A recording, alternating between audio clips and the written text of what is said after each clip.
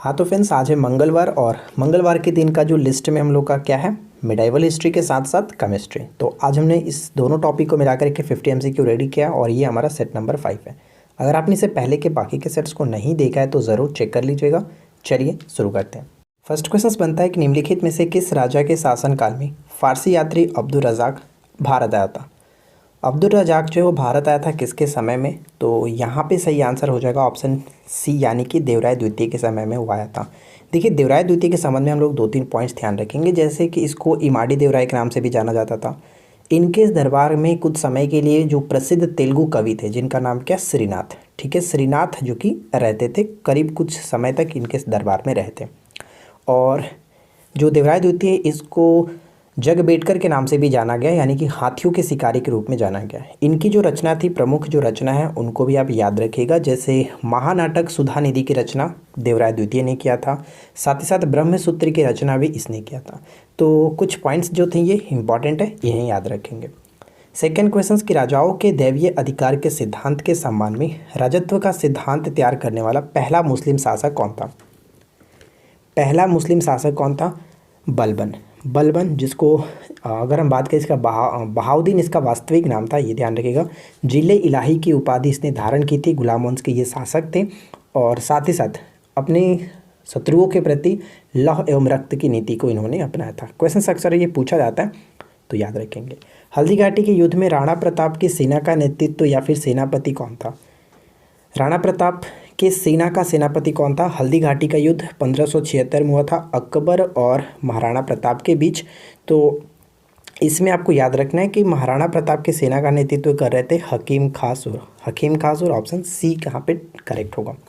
अगला क्वेश्चन, बंधहीन अनुनाद का दूसरा नाम क्या है, यानी नो बैंड रिजोनेंस जो होता है इसका अन्य नाम क्या होता है। इसका एक और नाम होता है हाइपर कंजुगेशन, ठीक है, हाइपर कंजुगेशन, ऑप्शन डी को टिक करेंगे। अगला क्वेश्चन क्या है, नेक्स्ट क्वेश्चन बनता है कि पदार्थों के संदर्भ में निम्न में से कौन सा कथन सही नहीं है। ध्यान दीजिएगा, सही नहीं है। तो पहला पॉइंट है कि पदार्थों के कणों के बीच कोई आकर्षण बल नहीं होता है। पहला पॉइंट ही गलत है, क्योंकि पदार्थों के कणों के बीच आकर्षण बल होता है, जैसे ठोस में अधिक होता है, गैसों में कम होता है। तो ये पॉइंट आपका गलत हो जाता है। राइट आंसर हम ऑप्शन ए को टिक करेंगे। नेक्स्ट क्वेश्चन बनता है, मिश्रण प्रकृति में हो सकता है। जो मिश्रण होता है वो प्रकृति में हो सकता है, समांगी भी होता है, विषमांगी भी होता है, यानी सही आंसर सी को टिक करेंगे, दोनों हो सकते हैं। सी यहाँ पे करेक्ट आंसर होगा। किस सुल्तान को कश्मीर का अकबर कहा जाता है। कश्मीर के अकबर के नाम से किस सुल्तान को जाना गया, जैनुल आबदीन, ऑप्शन सी। फिरोज तुगलक द्वारा स्थापित दारुल सफ़ा क्या था। फिरोज तुगलक के द्वारा स्थापित दारुल सफ़ा क्या था, तो ये एक प्रकार का खैराती अस्पताल यानी कि मुफ्त अस्पताल था। ऑप्शन हम बी को टिक करेंगे, ठीक है।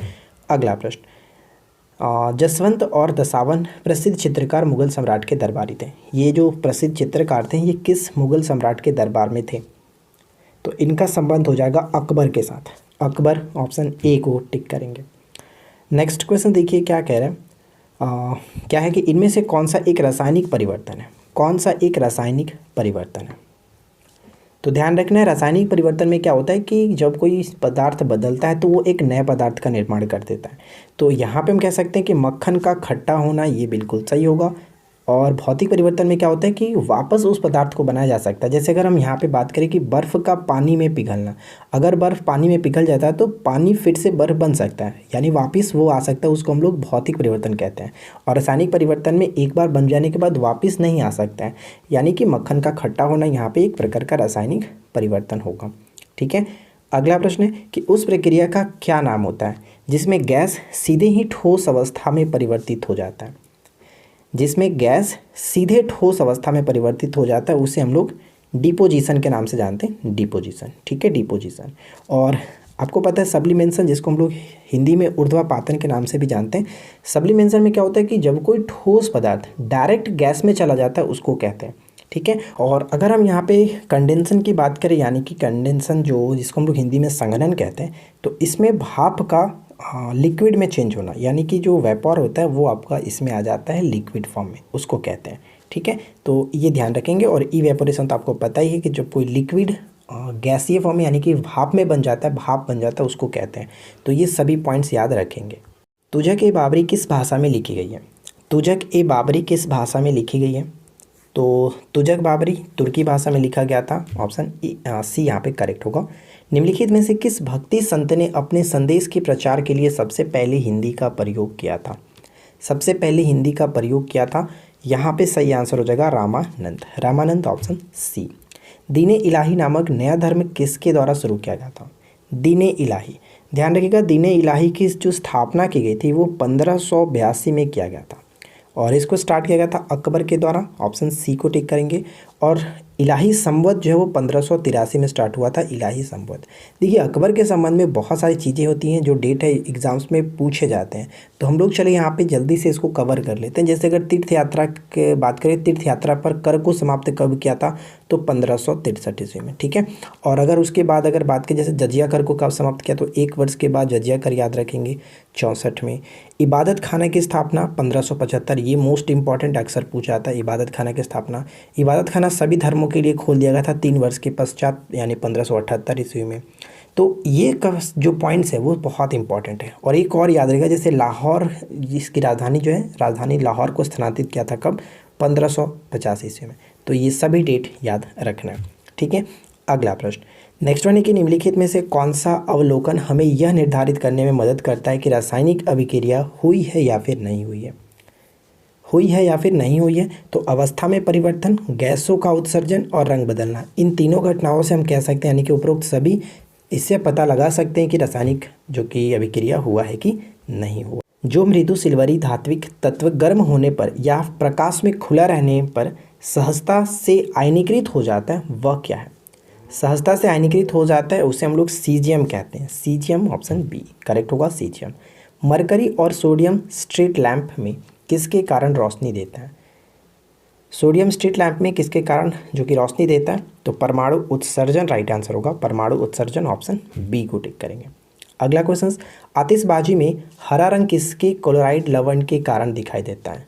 आतिशबाजी में हरा रंग जो होता है, हरा रंग बेरियम के कारण, हरा रंग बेरियम के कारण, जबकि लाल रंग जो होता है स्ट्रोंसियम के कारण होता है। यहाँ पे ऑप्शन बी होगा। निम्नलिखित में से किस इतिहासकार ने शाहजहां के शासनकाल को मुगल काल का स्वर्ण युग कहा है? मुगल काल का स्वर्ण युग कहा है। तो यहाँ पे राइट आंसर बन जाता है ऑप्शन सी को टिक करेंगे, A.L. Srivastava. A.L. Srivastava option C. Akbar के दरबार के सुलेखकार का नाम क्या है जिसे जरी कलम या फिर स्वर्ण कलम के नाम से सम्मानित किया गया था अकबर के द्वारा? अकबर ने किसे जरी कलम की उपाधि से सम्मानित किया था? तो मोहम्मद हुसैन कश्मीरी जो थे इन्हीं को, यानी सही आंसर ऑप्शन सी होगा। ब्रिटिश के साथ वेसिन की संधि निम्नलिखित पेशवाओं में से किसने की थी? तो वेसिन की संधि जो है वो 1802 में हुआ था और इसमें बाजीराव द्वितीय ने संधि किया था, बाजीराव द्वितीय ऑप्शन डी। उस शासक का नाम क्या है जिसने विजय स्तंभ का निर्माण कराया? विजय स्तंभ का निर्माण जो है वो कहाँ पर है? तो विजय स्तंभ राजस्थान के चित्तौड़गढ़ में स्थित है और इसने राणा कुंभा ने मालवा और गुजरात की सेनाओं पर विजय के स्मारक के रूप में, यानी उपलक्ष्य के रूप में, ये करीब 1448 ईस्वी में इसको बनवाया था। 1448 ईस्वी में इसको बनवाया था, ठीक है। तो यहाँ पे राइट आंसर हो जाएगा ऑप्शन ए। अगला प्रश्न, भगवान नटराज का प्रसिद्ध मंदिर जिसमें भरतनाट्यम शिल्प कला स्थित है, तो बताइए कहाँ स्थित है ये पड़ता भगवान नटराज का प्रसिद्ध मंदिर चिदम्बरम ऑप्शन सी। निम्नांकित में से दिल्ली का पहला तुगलक सुल्तान कौन था? दिल्ली का पहला तुगलक सुल्तान कौन था? तो दिल्ली का पहला तुगलक सुल्तान गयासुद्दीन तुगलक ऑप्शन ए बिल्कुल सही आंसर है। अगला प्रश्न कि सर्वाधिक इस्तेमाल में आने वाला विरंजक अभिकर्मक कौन सा है? सर्वाधिक इस्तेमाल में आने वाला जो विरंजक है वो कौन सा है? क्लोरीन बिल्कुल सही आंसर बन जाता है, ये याद रखेंगे। नेक्स्ट पॉइंट, हीलियम परमाणु जब इलेक्ट्रॉन खोता है तब बनता है। हीलियम परमाणु जब इलेक्ट्रॉन खोता है तब क्या बनता है? धनात्मक हीलियम आयन बनता है, धनात्मक हीलियम आयन बनता है, ये ध्यान रहेगा, ठीक है। अगला प्रश्न, जब उसने राजत्व प्राप्त किया तो वह शरीयत के नियमों और आदेशों से पूर्णतः स्वतंत्र था। बर्नी ने यह कथन किस सुल्तान के लिए कहा है? बर्नी ने यह कथन किस सुल्तान के लिए कहा है? तो यहाँ पे राइट आंसर बन जाएगा ऑप्शन हम सी को टिक करेंगे, अलाउद्दीन खिलजी। अलाउद्दीन खिलजी। दोस्तों एक बात मैं आपको बताना चाहता था कि हमारे एप्लीकेशन पे काफ़ी लोग डिमांड कर रहे थे कि प्रैक्टिस सेट लाए जाइए, तो ऑनलाइन प्रैक्टिस सेट अवेलेबल करा दिया गया है। 10 प्रैक्टिस सेट आपको मिल रहा है, जिसमें फ्रेंड्स काफ़ी अच्छे अच्छे क्वेश्चन है। 100 क्वेश्चन फुल मॉक टेस्ट आपको प्रोवाइड कराया गया। अगर आप जुड़ना चाहते हैं तो जाकर के एप्लीकेशन पे ज्वाइन कर सकते हैं इस कोर्स को, ठीक है। काफ़ी कम कीमत रखी गई है, अदरवाइज़ आप मार्केट में जाकर के पता कर लो ऑनलाइन का प्राइस क्या चल रहा है, क्योंकि मैंने अभी बहुत जगह देख लिया है ऑनलाइन कोर्सेज़ का प्राइस जो कि क्या चल रहा है, और उसके अकॉर्डिंग हमने जो प्राइस रखा है आप खुद एक बार चेक कर लेना। चलिए, निम्नलिखित में से कौन भक्ति आंदोलन का प्रस्तावक नहीं था? भक्ति आंदोलन का प्रस्तावक नहीं था तो तुकाराम, त्यागराज और बल्वाचार्य, ये सभी के सभी भक्ति आंदोलन के प्रस्तावक थे, लेकिन नागार्जुन नहीं थे। ऑप्शन ए टिक करेंगे। निम्नलिखित में से कौन सी आत्मकथा है? बताइए कि निम्नलिखित में से कौन सी एक आत्मकथा है? तो यहाँ पे देखिए, अकबरनामा अबुल फजल ने लिखा है, हुमायूंनामा गुलबद्दम बेगम ने लिखा है, बादशाहनामा के लेखक कौन थे? अब्दुल हामिद लाहौरी, और ये जो है बाबरनामा खुद बाबर ने लिखा था। तो इसे याद रहेगा, ये एक खुद आत्मकथा है, यानी राइट आंसर हो जाएगा option D Babur. Next point बनता है कि लोहे का शुद्धतम रूप क्या होता है? लोहे का शुद्धतम रूप क्या है? तो इसको हमने कैसे याद रखा था कि लोहा को पीट पीट कर शुद्धा कर दो, यानी कि शुद्ध कर दो, ठीक है। तो पीट पीट कर उसको सीधा कर दीजिए, पीटवा लोहा यहाँ पे बिल्कुल सही होगा, ऑप्शन डी। दहन एक प्रकार की प्रक्रिया है। दहन किस प्रकार की प्रक्रिया? तो दहन एक प्रकार का रासायनिक प्रक्रिया है। रासायनिक प्रक्रिया, ऑप्शन डी। प्राकृतिक रेडियो एक्टिविटी की खोज किसने की थी? यानी नेचुरल रेडियो एक्टिविटी की खोज है वो किसके द्वारा किया गया था? हेनरी बैकरल के द्वारा, हेनरी बैकरल, ऑप्शन सी। लौह धातु में जंग लगने के लिए वायु में इन दोनों की आवश्यकता होती है। तो ध्यान रहेगा, जब जंग लगता है तो डेफिनेटली यहाँ पे दो चीज़ें मौजूद होता है, एक तो ऑक्सीजन और नमी। इन दोनों के वजह से ही कह सकते हैं लोहे पर जंग लगता है, और लोहे पर जंग लगने से लोहे का वजन क्या होता है? बढ़ जाता है, और ये ऑक्सीकरण है, ठीक है, ऑक्सीकरण के कारण होता है। निम्नलिखित में से कौन शाहजहाँ के शासनकाल का राज्य कवि था? शाहजहाँ के शासनकाल का राज्य कवि यहाँ पे कलीम को कहेंगे, कलीम, ऑप्शन ए। शिवाजी का अंतिम सैन्य अभियान निम्नलिखित में से कौन सा है? शिवाजी का अंतिम सैन्य अभियान निम्नलिखित में से कर्नाटक अभियान था। कर्नाटक अभियान करीब ये हम कह सकते हैं 1676-77, ध्यान रहेगा 1676 ही जनरली देखने को मिलता है, तो ये याद रखेंगे। चौथ क्या था? चौथ क्या हुआ करता था? तो पड़ोसी राज्यों पर शिवाजी द्वारा लगाया गया जो भूमि कर था उसी को चौथ के रूप में जानते थे, यानी ऑप्शन डी होगा करेक्ट आंसर। नेक्स्ट वन है कि इनमें से किसे आंध्र भोज भी कहा गया? आंध्र भोज के नाम से भी जाना गया, आंध्र पितामह भी कहा गया, ये है कृष्णदेवराय, कृष्णदेवराय, ऑप्शन डी। हम्पी, तिरुनेलवेली, चिदम्बरम, श्रीरंगम, तिरुपति आदि मंदिरों के सामने की ओर बने हुए रायगोपुरम का निर्माता कौन था? रायगोपुरम का निर्माता कौन था? तो कृष्णदेवराय ही है, ऑप्शन बी, कृष्णदेवराय। अदीना मस्जिद कहाँ स्थित है? अदीना मस्जिद कहाँ स्थित है? तो इसका संबंध हो जाएगा बंगाल में। अदीना मस्जिद बंगाल में पड़ता है। निम्नलिखित कथनों पर विचार करें, यानी कथनों को पढ़े, वक्तव्यों को पढ़े और बताइए कि राइट आंसर क्या होगा, कौन सा कथन सही है। इब्राहिम शाह सरकी के काल में जौनपुर मुस्लिम विद्या का एक महत्वपूर्ण केंद्र बन गया था, बिल्कुल सही है। इसे सिराज हिंद की उपाधि भी मिली थी, ये भी बिल्कुल सही है। और प्रसिद्ध अटाला मस्जिद का निर्माण 1408 ईस्वी में इब्राहिम सरकी ने किया था। तो यहाँ पे तीनों के तीनों पॉइंट्स बिल्कुल सही है, राइट आंसर हो जाएगा ऑप्शन डी, ठीक है। नेक्स्ट पॉइंट कि कहाँ के शासक की उपाधि सुल्तान उस सर्क यानी कि पूर्व का स्वामी था?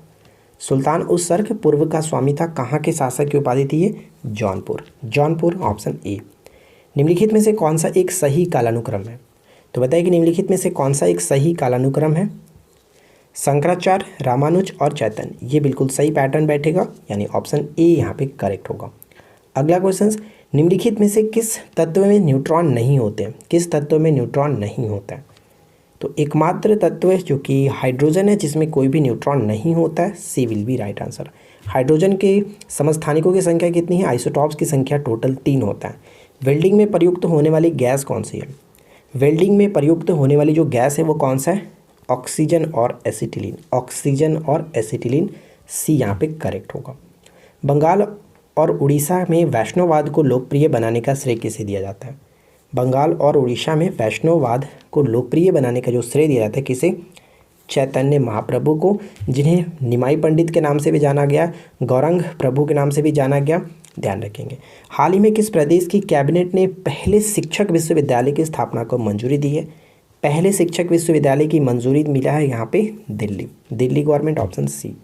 हाल ही में मदर टेरेसा अवार्ड जो है किसने जीता है? मदर टेरेसा अवार्ड को किसने जीता है हाल ही में? अनिल प्रकाश जोशी जो कि एक पर्यावरणविद हैं। किस राज्य के मुख्यमंत्री ने राज्य के दुर्गम और पिछड़े क्षेत्रों की स्वास्थ्य सेवाएं उपलब्ध कराने हेतु मुख्यमंत्री वायु स्वास्थ्य सेवा एयर एम्बुलेंस की शुरुआत की है? किस राज्य की? तो उड़ीसा यहाँ पे करेक्ट होगा, ऑप्शन डी उड़ीसा। किस देश ने मेडिकल ऑक्सीजन की बर्बादी को रोकने के लिए नेशनल ऑक्सीजन स्टीवर्डशिप प्रोग्राम को लॉन्च किया? नेशनल ऑक्सीजन स्टीवर्डशिप प्रोग्राम को लॉन्च किया किसने? भारत ने, ऑप्शन डी भारत ने। हाल ही में किस राज्य ने बस यात्रा के लिए चलो मोबाइल ऐप और स्मार्ट कार्ड लॉन्च किया? आज के इस वीडियो का आखिरी क्वेश्चन है और आशा करते हैं कि आप लोग को ये वीडियो डेफिनेटली अच्छा लगा होगा। वीडियो कैसा लगा नीचे कमेंट करके बताइए, और आपको वीडियो पसंद आया तो पता है क्या करना है, वीडियो को लाइक करके शेयर कर देना है, साथ साथ चैनल को सब्सक्राइब करके नोटिफिकेशन बेल आइकन को ऑल पे सेट कर लेना है। और अगर आपको नहीं पता है कि किस दिन कौन सा टेस्ट होता है तो इस वीडियो के नीचे डिस्क्रिप्शन में आपको पूरा लिस्ट मिल जाएगा, चेकआउट कर सकते हैं। इस प्रश्न का राइट आंसर हो जाएगा ऑप्शन डी महाराष्ट्र। ठीक है, महाराष्ट्र करेक्ट आंसर है। तो चलिए हम मिलते हैं नेक्स्ट क्लास में। Thanks for watching, keep learning, have a good day.